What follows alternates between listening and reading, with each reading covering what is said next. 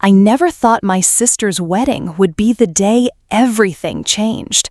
The country club ballroom fell silent as I handed the priest the document, my real last name, the one that proved I belonged exactly where I was standing. See, growing up in suburban Massachusetts, I was always the other one, the sister who didn't quite fit. My sister Charlotte made sure I knew it too, with her perfect blonde hair and her perfect friends and her perfect life. "You don't belong here," she'd whispered when I arrived at her rehearsal dinner, wearing the emerald dress that matched my eyes that didn't match anyone else in our family. What Charlotte didn't know was that I'd finally found the birth certificate hidden in Dad's study. The name on that yellowed paper explained everything. Why Mom always looked away when people said we looked nothing alike, why Dad drank himself to sleep every April 17th, and why the family portrait on the mantel was taken the day before I arrived. The priest's eyes widened as he read it, and that's when I knew. The truth about where I came from was about to shatter the perfect family facade Charlotte had spent her whole life protecting. Growing up in our colonial-style home on Maple Street, I always felt like an extra puzzle piece that someone had forced into place. My parents, Richard and Margaret Sullivan, were fixtures in our New England community. Dad was a respected cardiothoracic surgeon at Massachusetts General, and Mom headed the local Historical Preservation Society. Charlotte was their golden child, 3 years older, prom queen, valedictorian, and now marrying into the Prescott family, Boston blue bloods with old money ties to Harvard and the Freedom Trail. I was the odd one out from the beginning. While Charlotte had Mom's blonde hair and Dad's blue eyes, I had wild auburn curls and green eyes that raised eyebrows at family reunions. "Must be those Irish genes from your great-grandmother," relatives would whisper, but never quite convincingly. When I was 7, during the annual Sullivan 4th of July barbecue, Aunt Patty had too many gin and tonics and loudly asked Mom, "So, where did you really get this one from?" while gesturing at me with her drink. Mom dropped a plate of deviled eggs, and Dad ushered Aunt Patty into his study. She wasn't invited back the following year. By middle school, the differences became more pronounced. Charlotte was captain of the field hockey team, while I spent hours in the art room, covering canvases with dark, stormy seascapes. "You don't have to try so hard to be different," Charlotte would say, throwing my paintbrushes into the garbage. "Everyone already knows you're not really one of us." When I was 15, I found an old shoebox hidden in the attic while looking for Christmas decorations. Inside was a baby blanket I'd never seen before, hand-knitted with a pattern of small ships, and a hospital bracelet with the name Baby Girl Donovan. My heart raced as I connected the dots. Donovan was my mother's maiden name. Before I could investigate further, Mom appeared in the doorway, her face white as a sheet. She snatched the box away and told me to forget what I'd seen. That night, I heard my parents arguing downstairs, Dad's voice slurring as he shouted, "She deserves to know, Margaret." Despite the tension, Dad always tried in his own way. Every year on my birthday, he'd give me a silver charm for a bracelet, each one representing something from the sea. "You've always been drawn to the ocean," he'd say with an enigmatic smile. "It's in your blood." The bracelet became my most treasured possession, a connection to something I couldn't quite understand but felt deeply. As we grew older, Charlotte's disdain evolved into something more calculated. When I got accepted to Rhode Island School of Design, instead of following the family tradition at Harvard, Charlotte told everyone at her graduation party that I couldn't handle real college. When I brought home my first serious boyfriend, Jason, a commercial fisherman from Gloucester with calloused hands and no college degree, Charlotte made sure he overheard her telling her friends he smelled like poor people and fish. He never came back. But the worst betrayal came when Dad had his first heart attack. I rushed home from Providence, but Charlotte had convinced Mom not to call me until Dad was already out of surgery. "We didn't want to worry you," Mom said, But Charlotte's smirk told me the truth. She'd wanted those precious hours alone with our parents, playing the role of devoted daughter without my complicating presence. After that, I started digging. Late nights in Dad's study when everyone was asleep, searching through old files, family albums with mysteriously missing pages, and finally, the locked drawer in his desk that required a key I found hidden in his copy of The Old Man and the Sea. That's where I discovered it, my original birth certificate and adoption papers, carefully hidden for 30 years, and a series of letters from someone named Claire Donovan, postmarked from a small fishing village on Cape Ann. Charlotte's wedding weekend arrived with all the pomp and circumstance befitting a Sullivan-Prescott union. The Chatham Bars Inn on Cape Cod had been booked for 3 days of festivities, a clam bake welcome dinner, a golf tournament for the men, a spa day for the women, and finally, the ceremony in the oceanfront garden followed by a ballroom reception. I arrived on Friday afternoon, my silver charm bracelet jingling as I carried my overnight bag past the manicured hedges. Mom greeted me with her customary kiss the air gesture near my cheeks, her Chanel No. 5 perfume hanging between us like a barrier. "Emma, darling, you're late. Charlotte's already upset about the seating arrangements. Please don't add to her stress." She glanced disapprovingly at my simple linen dress. "And do tell me you brought something more appropriate for tonight." I had, in fact, brought the emerald silk dress I'd saved 3 months of illustration commissions to afford. What I hadn't told anyone was that I'd also brought the letters and documents I'd discovered, tucked carefully into my portfolio case alongside sketches for a children's book I was illustrating. The welcome dinner that evening was a showcase of New England aristocracy, lobster rolls on silver platters, waiters circulating with flutes of champagne, and Charlotte holding court in a white designer dress, her engagement ring catching the light each time she gestured. Her fiancé, Bradley Prescott IV, stood beside her looking like he'd walked out of a Brooks Brothers catalog. "Emma, you made it," Charlotte said when I approached, her smile not reaching her eyes. "I was just telling the Whittingtons about your little drawings. Isn't it adorable that some companies still use illustrations instead of photographs?" I smiled tightly. Digital media has actually created a renaissance for illustration. My agent just negotiated a 5-book deal with Penguin Random House. Charlotte's eye twitched slightly before she turned away.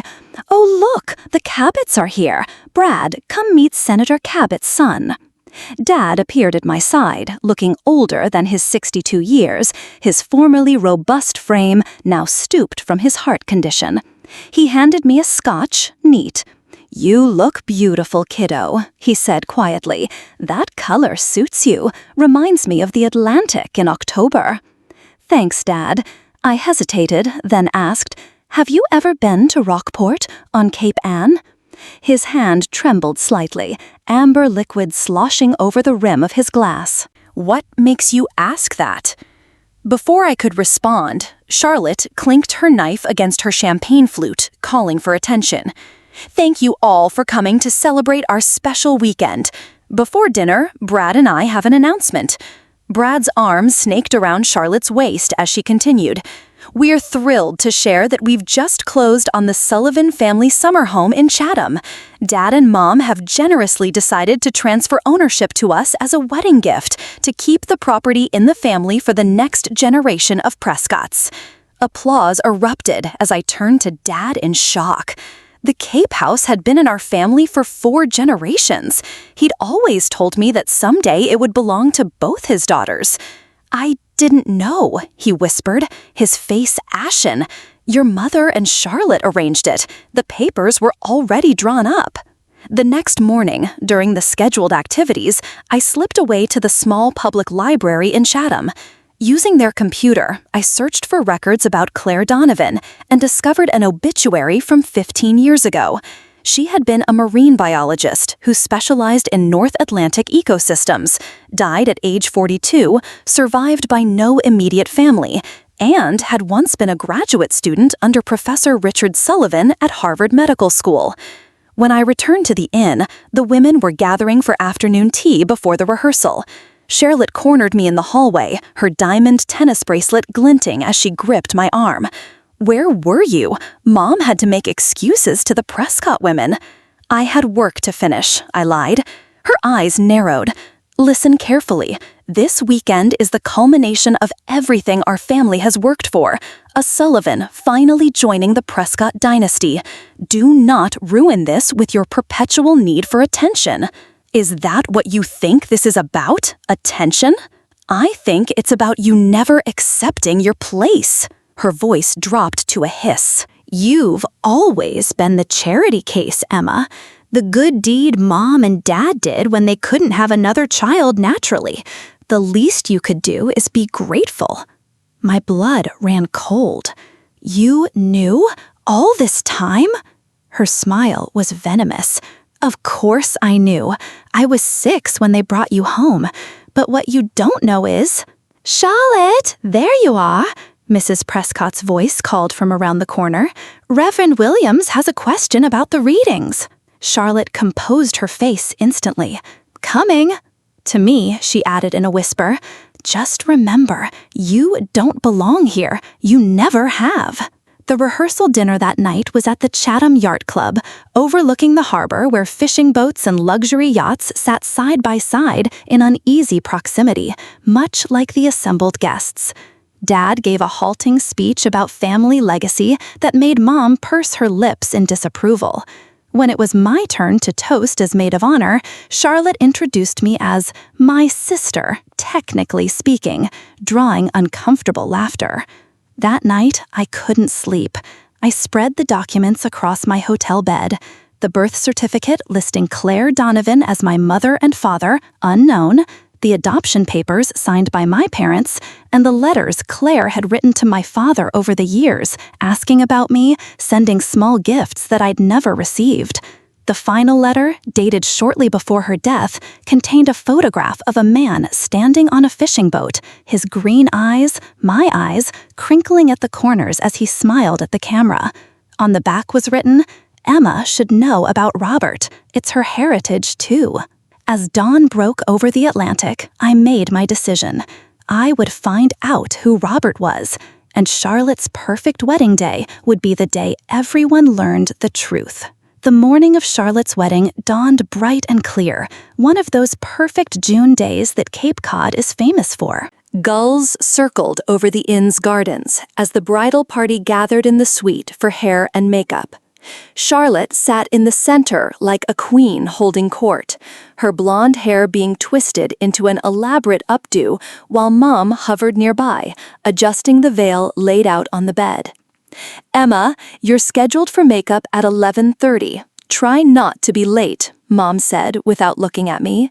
"And please tell me you've practiced walking in those heels. The garden path has those small pebbles." I nodded, fingering the silver charm bracelet on my wrist.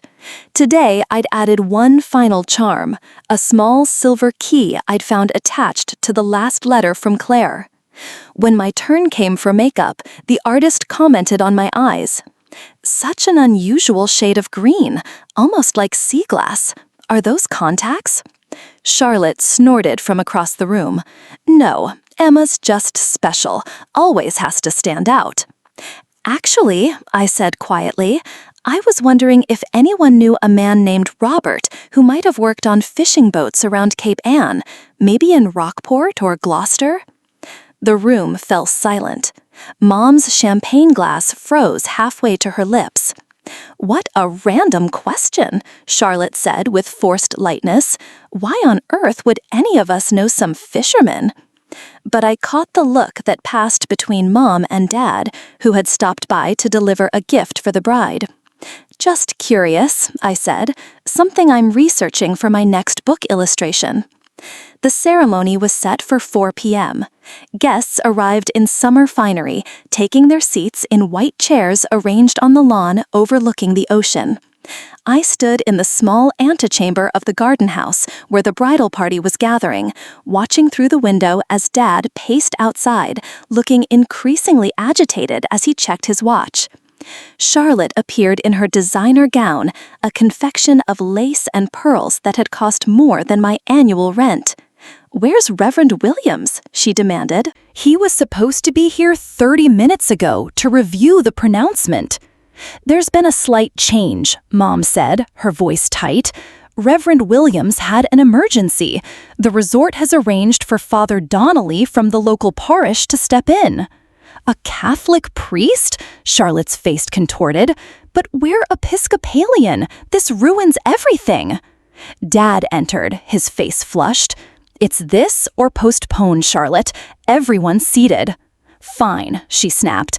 "But Emma, make sure he has the pronunciation right. It's Prescott with the long O sound. I won't have my new name butchered."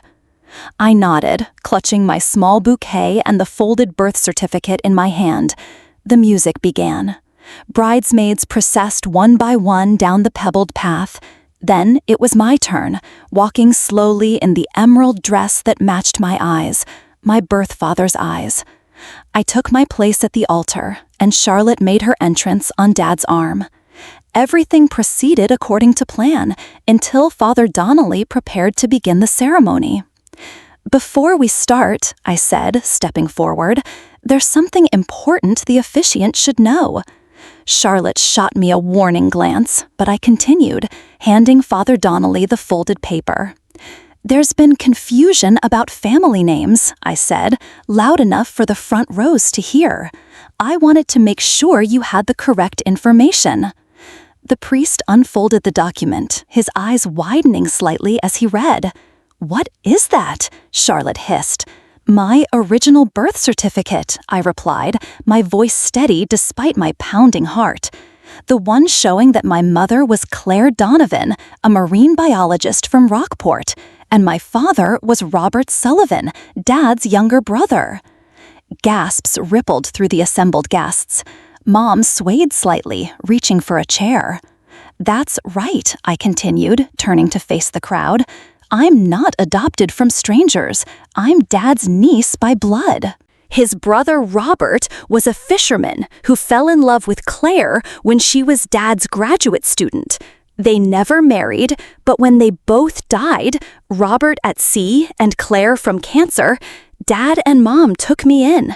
I was never told the truth." "Emma, stop this immediately," Mom pleaded, but I couldn't stop now. The charm bracelet, the ocean references, Dad's mysterious trips to Cape Ann every year, it all makes sense now. I'm not just some charity case. I'm a Sullivan by blood, just not the way everyone thought. Charlotte's face had gone from shock to fury. "You selfish bitch," she spat. "You couldn't let me have one day, could you? Always needing to be the center of attention." "I needed the truth," I said, "and I'm not the one who's been pretending all these years. You knew I was family, actual blood family, and you still treated me like an outsider." "You don't belong here," Charlotte shrieked, her carefully constructed poise crumbling completely. Father Donnelly stepped between us, his expression grave. "Perhaps we should postpone this ceremony and give the family time to—" "There will be no postponement," Bradley's father announced, rising from his seat. "However, there will be a conversation about disclosure failures before any union between our families is finalized." I looked at Dad, whose face showed not anger, but profound relief. "I wanted to tell you," he said softly. "Every birthday, every charm was a piece of who you really are. Your Uncle Robert was the best man I knew, brave, creative, with a connection to the sea that was almost mystical. You're so much like him." I couldn't bear to hear more, not with hundreds of eyes watching this family implosion.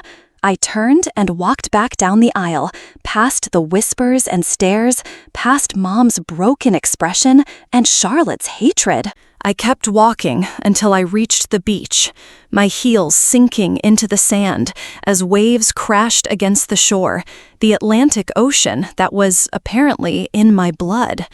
The aftermath of my revelation spread through the wedding like wildfire. From my spot on the beach, I could see guests clustering in shocked conversations, phones out, undoubtedly spreading the Sullivan family drama throughout New England's social circles. The ceremony had been temporarily paused, a euphemism announced by the wedding planner that fooled no one. I sat on a driftwood log, shoes discarded, toes digging into the sand, when a shadow fell across me. It was Dad, his bow tie undone, looking simultaneously exhausted and unburdened. "That was quite an entrance you made, kiddo." He lowered himself onto the log beside me with a grunt. Not exactly how I imagined the truth coming out. "How did you imagine it?" I asked, unable to keep the bitterness from my voice. "Another 20 years of secrets?" He sighed, looking out at the waves. "I deserved that. But there's more to the story than what you found in those papers." For the next hour, as the sun began its descent toward the horizon, Dad filled in the gaps. Robert had been the black sheep of the Sullivan family, choosing fishing over medicine, passion over prestige. When he fell in love with Claire, Dad's brilliant graduate student, they kept their relationship quiet, knowing the university would disapprove. When Claire became pregnant, they planned to marry, but Robert's boat was lost in a nor'easter just 2 months before I was born. "Claire was devastated," Dad explained. "She raised you alone for 3 years in that little house in Rockport. I'd visit when I could, bring presents, watch you growing up with Robert's eyes looking back at me." His voice cracked. "When Claire was diagnosed with aggressive cancer, she asked us to take you in. Your mother, Margaret, was still heartbroken from multiple miscarriages after Charlotte. She agreed, but insisted we adopt you legally and never tell anyone about Robert." "Why? Was she ashamed of him?" "No, she was protecting the family reputation. The Sullivans have always been physicians, academics, not fishermen. And there was the matter of Claire being my former student. The scandal would have ruined my career at Harvard." "So you erased my parents to save your reputation?" I said flatly. Dad flinched. "It was wrong. I've known it was wrong every day for 27 years. Those trips to Cape Ann, I was maintaining Claire's cottage. It's still there, Emma. She left it to you in her will, but you couldn't inherit until you knew the truth." My head spun. "I have a house in Rockport?" He nodded, pulling an envelope from his jacket.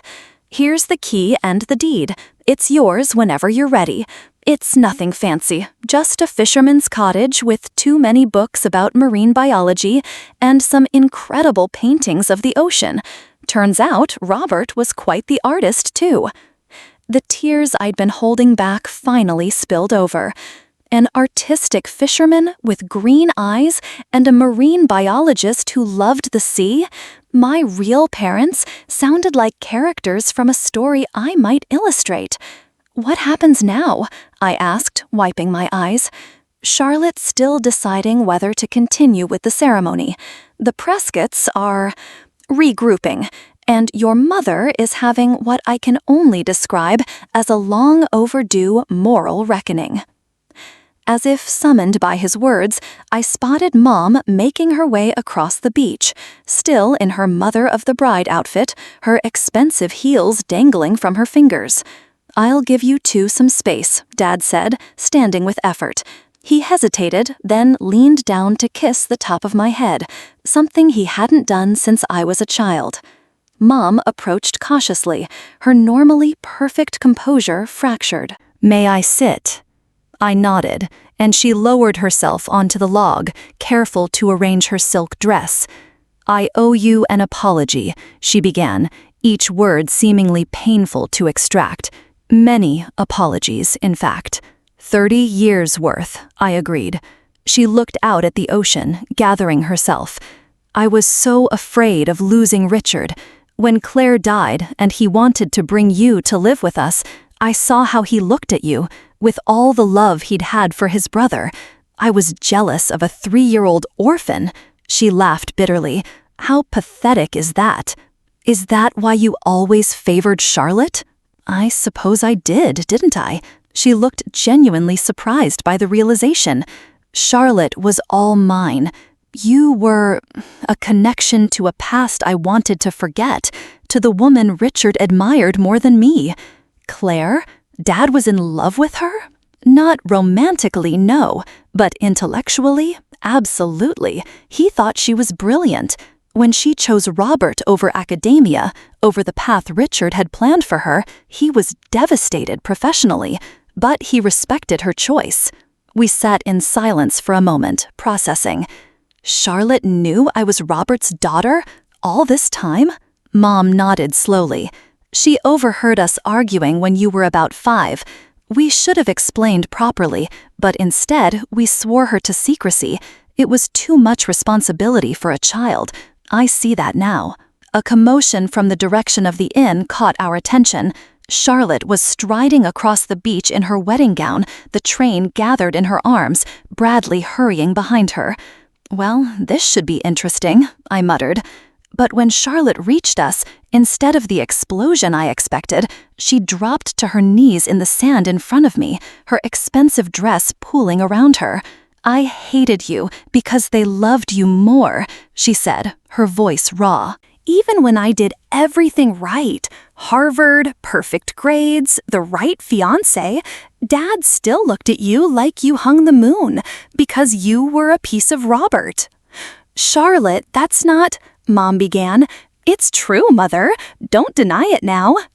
Charlotte's eyes were red-rimmed but dry. "I thought if I revealed you were adopted, it would make me more important somehow, more their real daughter. Instead, it turns out you're more Sullivan than I am." I reached for her hand, surprising myself.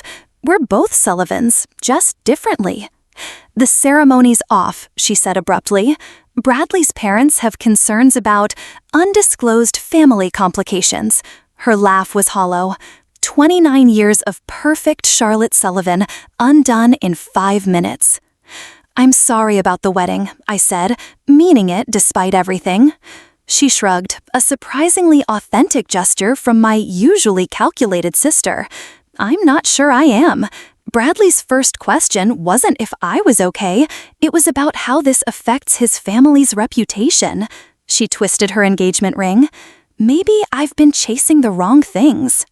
2 weeks later, I stood on the porch of a weathered blue cottage overlooking a small rocky cove in Rockport. Inside, I found shelves of books on marine ecosystems, photographs of my mother Claire on research vessels, and dozens of my father Robert's paintings, seascapes that captured the Atlantic in all its moods, with a style strikingly similar to my own. In the attic, I discovered a cedar chest containing baby clothes, journals, and letters Claire had written to me but never sent. Letters about tide pools and constellations, and how much I looked like Robert when I concentrated. There was also a small wooden box with fishing lures my father had made, each one a tiny work of art. That summer, I moved into the cottage permanently, converting the sunroom into a studio for my illustration work. Dad visited often, bringing old photographs and stories about Robert that he'd kept bottled up for decades. Mom came too, awkwardly at first, then with growing comfort as we established a new, more honest relationship. The most surprising development was Charlotte. After canceling the wedding, she'd broken things off with Bradley completely and applied to a marine conservation program. "Turns out there's more Sullivan in me than I thought," she said when she called to tell me. "Just took a family crisis to find it." One evening in late August, as I sat on my porch sketching the sunset, a weathered fishing boat pulled into the small dock at the end of my property. A man in his 60s with salt and pepper hair tied off the boat and made his way up the path. "You must be Claire's girl," he called. "I'd know those eyes anywhere, Robert's eyes." His name was Michael Flannery. He'd been my father's first mate and best friend, and he'd spent years telling the fishing community about Robert Sullivan's talented daughter who'd been taken away to Boston. "We always knew you'd find your way back to the sea eventually," he said, presenting me with a carved wooden box. Inside was the compass from my father's boat, the only thing recovered after the storm. "Robert would have wanted you to have this, to help you navigate whatever comes next." I added the compass to my growing collection of treasures, each one a piece of the parents I never knew and the heritage that had been hidden from me. The cottage by the sea became not just my home, but a place where the fractured pieces of the Sullivan family began, slowly, to heal. As for the charm bracelet from Dad, I still wear it every day, but now I understand what each charm truly represents. Not just pieces of the ocean, but pieces of the remarkable people whose blood runs in my veins. Today, as I watch the waves from my blue cottage, I'm no longer searching for where I belong. The sea brought my parents together, tore them apart, and eventually led me home to this place where the boundary between land and water is as fluid as the line between past and present. I've learned that family isn't always what we're told it is. Sometimes it's written in our DNA, sometimes in our choices, and sometimes in the stories we choose to tell ourselves. Charlotte visits every month now. Last weekend, we scattered wildflower seeds on the bluff overlooking the cove, creating a living memorial to the parents I never knew and the uncle she's finally getting to know through Dad's stories. We're not perfect. 3 decades of secrets leave scars that take time to fade, but we're finding our way through honesty instead of pretense. I often think about that moment at the wedding when everything changed. It wasn't just about revealing a secret, it was about claiming my place in the world. Sometimes belonging isn't about fitting in, it's about standing firmly in your truth, even when that truth disrupts everything around you. If you've ever felt like you don't quite fit, like there's a piece of your story missing, I hope my journey gives you courage. The truth has a way of rising to the surface, like a message in a bottle finally washing ashore exactly where it needs to be. If you've enjoyed this story, please hit the like button and subscribe for more real stories about family secrets, unexpected journeys, and finding your true place in the world. Leave a comment below if you've ever discovered something about your family that changed everything. I read every single one. Until next time, remember that sometimes the most powerful thing you can do is simply claim your name.